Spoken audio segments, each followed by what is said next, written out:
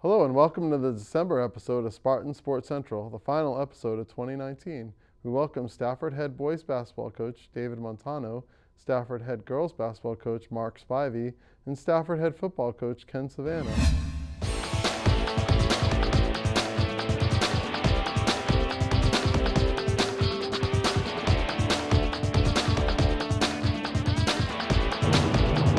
Welcome to the show, Coach Montano. Hello. Thank you for having me.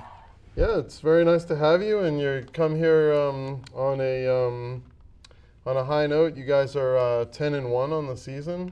So tell me about that start to the season. It's a good start. It's my second year as head basketball coach at Stafford, and I think it's progressing well. We knew it was going to take a little while.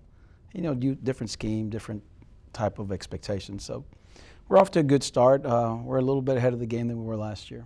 Yeah, because I remember last year a lot of these teams that were playing them again that we played last year, and a lot of these games were losses, many of them close losses. But now you've kind of turned it around, and then winning some of these games. Right. We knew we would be better the next year, simply because it takes a while to people to get used to a new scheme of things. So different type of basketball. Our players are more comfortable with the expectation and what we ask of them and what we're trying to do. So it's kind of gelling at the right time. We're on the good path. So what's the new style? Is it like more up tempo? Yes, it is. I think we're playing a little bit more high intense defense, where we are pressuring the opponents more, speeding up the game a little bit. But at the same time, we're able to speed up the game and slow it down, play a half court game. We use the post game more, and we're kicking out to shooters. So we're taking advantage of them collapsing in the paint and kicking out to open players, which is giving us more open shots. So yeah, we're playing. I would say that we're playing at a faster pace. Okay, so you have the Hidalgo tournament that you just played and you finished second there, and you had two guys make the all-tournament team. So tell me about the experience of going to Hidalgo and playing in the tournament there. Well, it's a different type of basketball. It's not so much up tempo. It's more shooters, more methodical type of basketball where you have to be really disciplined. A lot of screening going on. So the kids, it's good to them to see the type of basketball, the different type of basketball outside of the Houston area, and see how other people play. So it was a good experience for them. A lot of these kids have not left the area. So this was an educational trip as well. Different ethnicities, different backgrounds, and learn how to communicate with different type of people. So when y'all were down there, obviously played, I think, maybe 6 games? Played 6 games, total 6 games. Did you have any time to do anything else or see anything else? Not a whole lot. You don't have a whole lot of time. You have a few here and a few hours here, but most of the kids want to rest, Sure. and they want to rest up, because 6 games in 3 days is pretty tough to do. What about that championship game? Do you feel like it kind of got away, or do you feel like you should have won it? Or? Well, we had gone good starts, but come out of halftime. In a few games, we didn't come out very well. Come out a little flat, and the championship game, it cost us. We came out in the first 4 minutes were basically what cost us the game itself. We just came out really flat. Okay. And it hurt us obviously with good shooting teams, 6A programs. They shoot the ball very well and shoot free throws very well. So it was hard to come back from that. Well, speaking of more 6A programs, you've got the Fort Bend ISD tournament coming up this week. So I know on Thursday you open with Hightower at 9 in the morning. It's really a road game because it's at their field house. And then you get Kempner over at Dulles at 1:30. Right. So those 2 games. So talk about playing in the Fort Bend ISD tournament. This is a first for me, a first for us. It was just one of those things. I feel like we have our JV tournament going on at Stafford High School as well this coming Thursday, Saturday. So we felt like, let's stay closer to home and compete at versus more 6A programs. And you mentioned them, Hightower, Kempner, along with some others. We're open up at 9, and we feel like we'll do a good job. I think we'll be ready. From what we've done before to now, we've grown, and so I think we'll be all right. And then right before the Christmas break, which is next Tuesday, will be your game against Brazosport. Right. And they're always a good team. They're always very, very solid team. Very, very competitive, very fast, hard-nosed team, and it'll be good for us as well to play them right before the break and before we go to the Christmas tournament that we have. And you talked about different regions of Texas, and then over the Christmas break, you're going to go down to the Austin area for another tournament? Right, in Buda, Texas. This will be the second year that we go, and those are pretty big 5A, most of the 6A programs as well, and a different type of basketball there. So it's we're trying to expose our kids to different areas and different type of basketball, and in a good competition as well. So you guys should be pretty well prepared when you get Fulshear for the district opener on January We're 3rd. hoping, because Fulshear's a team to beat in our district. They're pretty solid. They have almost everybody returning, so they'll be tough to beat, and I think we'll be well prepared for them. And then last year you had, I think you lost the district opener to Fulshear, ended up beating them in the second time around when you played them. That is correct. Yeah. We were still at that point in time, we were still trying to get to know each other and try to do what we do as far as the scheme of things. So it was a learning experience for us early. I think we gelled at the right time in the middle of the district towards the playoffs. But I think this year we're way ahead of the game, so Okay. we'll be okay. All right, well, thanks for coming on the show, and good luck in the Fort Bend tournament. Thank you, Mike. Appreciate you having me. All right, next up is the player profile, Brianna Richardson.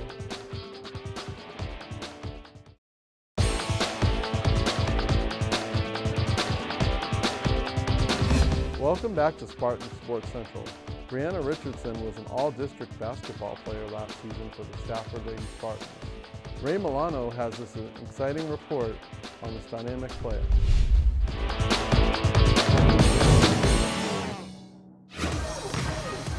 Stafford High School girls basketball is not goofing around when they chose our player profile of the month to be Brianna Richardson.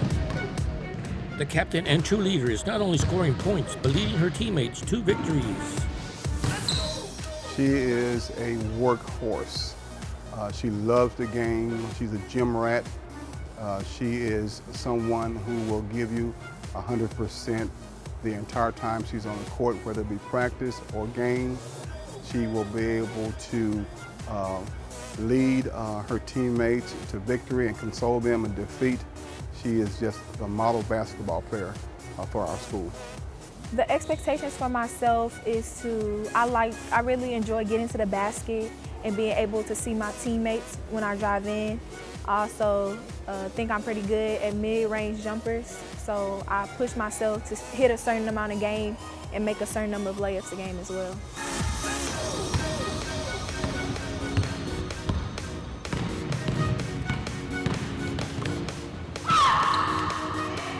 I think I could enhance maybe my dribbling skills more. I believe I can get more control over my body when I'm driving in. As far as my team, I have a really good team. You know, they're young, but I'm young as well. So I'm hoping that going into my senior year, I can learn to work with them more and talk to them better so that they understand me and that we understand each other. The person, she's driven, aggressive. She is talented, smart. She knows her role in the program. She is someone who is dependable and very, very, very smart. I believe that basketball has helped me a lot in my personal life because in the game, a lot of people and myself would tend to say that I'm very emotional and I love it a lot and I take it really seriously. So that has taught me that in life, I have to, when things don't go my way, I still have to push myself and try my best so that I can always come out with a win, or even if I do lose, learn a lesson from that loss as well. She's going to end up playing ball somewhere. Right now, I don't know what level, but she's close to D1 level, mainly because she's talented and she's smart. You know, she's one of those students you don't have to worry about in the classroom. She's going to be an A-B student. She may finish in the top 10% of her class, so that's going to take care of itself. And the way she works, her work ethic is going to open up a lot of doors for her. Coach Spivey is honestly one of my favorite coaches. Because I love basketball so much, I feel like he connects with me because I know that he loves the game as well.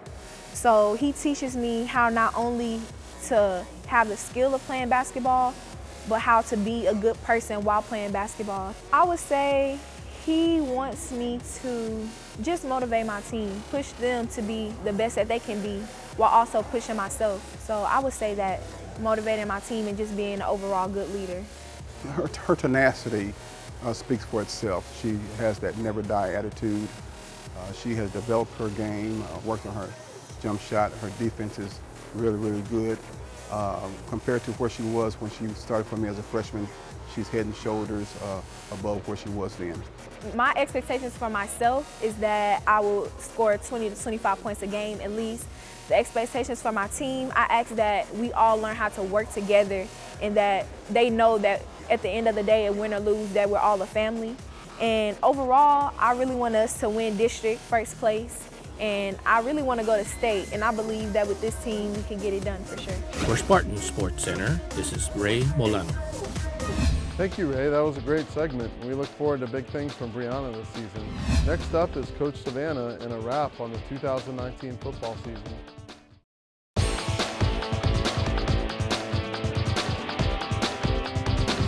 Welcome back to Spartan Sports Central. We have a season wrap-up for the football program with Coach Ken Savanah. Welcome to the show, Coach. Hi, Mike. How you doing? Good. How are you? All right. So, you guys were back in the playoffs this year. Made it back to the postseason. Tell me about your thoughts on the season as a whole. Well, we were up and down. We didn't play well early in the year. We were young. We got things going after we got into the district play, and it rewarded us with an opportunity to get back in the playoffs. Thought we got some things accomplished. We got some good experience for the younger guys. So we're gonna hit the ground running in off season and try to make this thing a regular thing like it used to be. So what are some of the things you have to work on in the off season to get ready for 2020? We've got to get bigger and we got to get stronger. I think that was obvious when we played the first round playoff game that we need to be stronger. We got to get faster. And I think a lot of the younger guys learned a lot during the year. So I think that'll show next year when they play.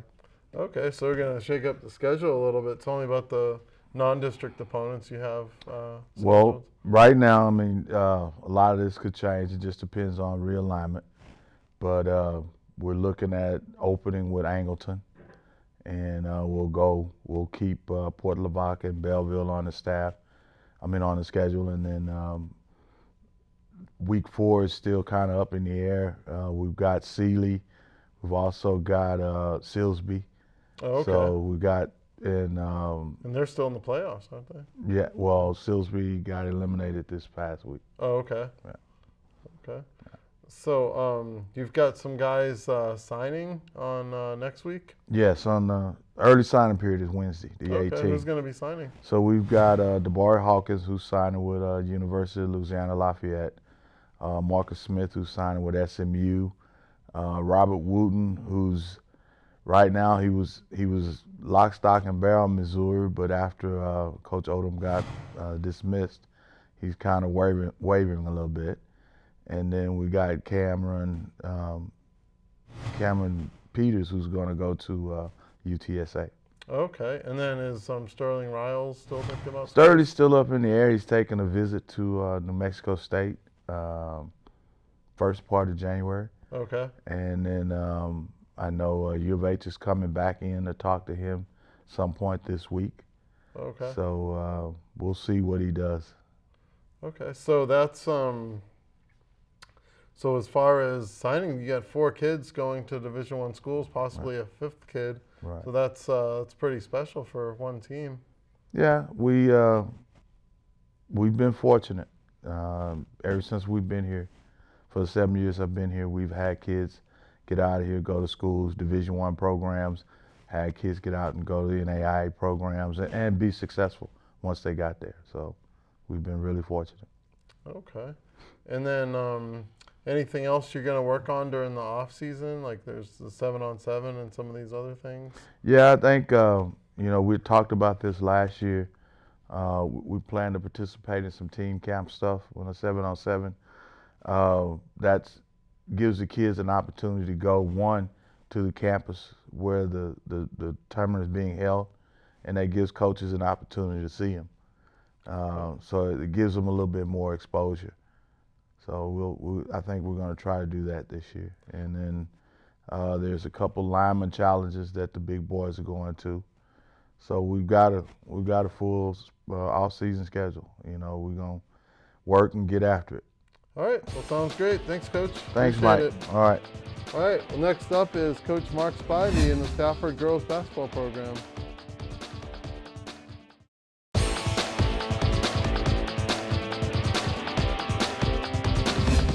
Welcome back to the show. We have Coach Spivey on. He's in his third year with the basketball program.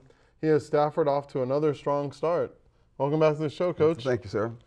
All right, so you guys are 8-6, and I know that's a little bit misleading because you may be better than that because you've played a lot of these big 6A schools. Yeah, we played 6A Morton Ranch and 5A Brenham and 5A Friendswood, and the girls played well, but you know, when it comes to experience, since I'm starting 3 freshmen and 2 juniors, the kids kind of like, you know, shell-shocked, and the younger kids in the beginning.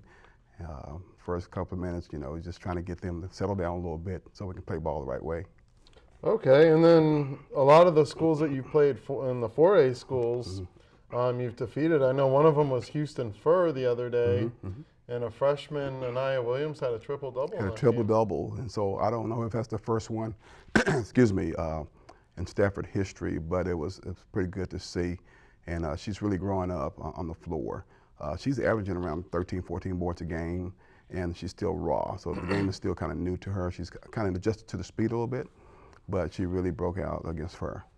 And I know you have Brianna Richardson and Brianna Clark. Okay, and they've asked, they want us to say Brianna squared, so I guess, you know, when they go out there and play, you know, Brianna squared is always what they prefer to, for us to refer to that duo, but they've been pretty dynamic for you as well. Brianna Richardson, I call her B-Rich. That way I can, you know, kind of, you know, tell them apart about their names and yell at, hey, B-Rich. She's averaging maybe 16 points, 8 boards a game. And Clark is averaging around 7, but 8 or 9 assists and 3 or 4 steals a game. So they complement each other pretty well.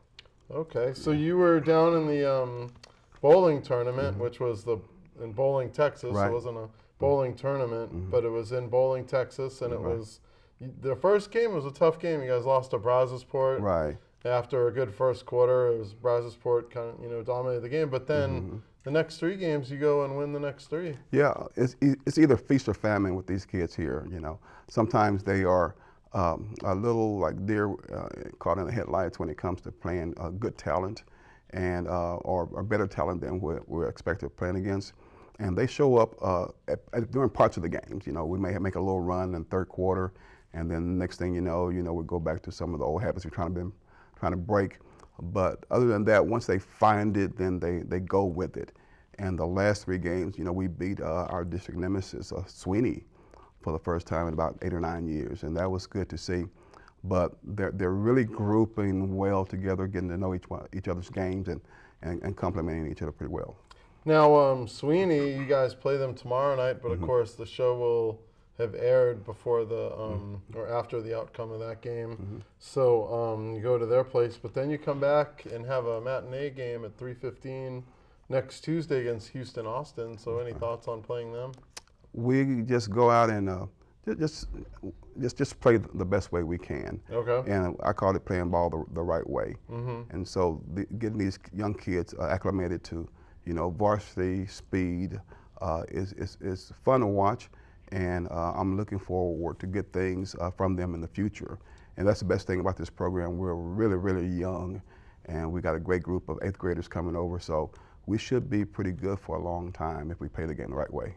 And then the district opener is next Friday. You play Wharton. I know last year you split with them. You lost them in the district opener, and then you went and beat them later on in the district schedule. So any thoughts on opening with Wharton? Well, we lost to Wharton last year because remember we had district MVP Shanta Thomas. She was out with a knee injury, and so I think they beat us by 3 at their place. And we made some adjustments when they came here. I think we beat them by double digits.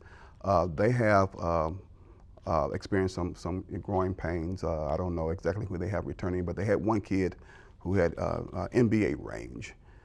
And so we'll have to focus on her and then try to just win the game the best way we can by playing the way we know how. So it should be quite interesting contest. Okay, so Wharton are they one of the better teams in the district? Along with El Campo, Brookshire Royal, and Fulshire. Okay, so it's a pretty strong district. Yes, this it's a year. strong Okay. district. So it's going to be a battle for those top 4 spots, but hopefully we'll be in the mix. All right, well, thanks, Coach. I appreciate you Okay. coming on the show. My pleasure. All right, thank you for tuning in to the final episode of 2019. See you next year.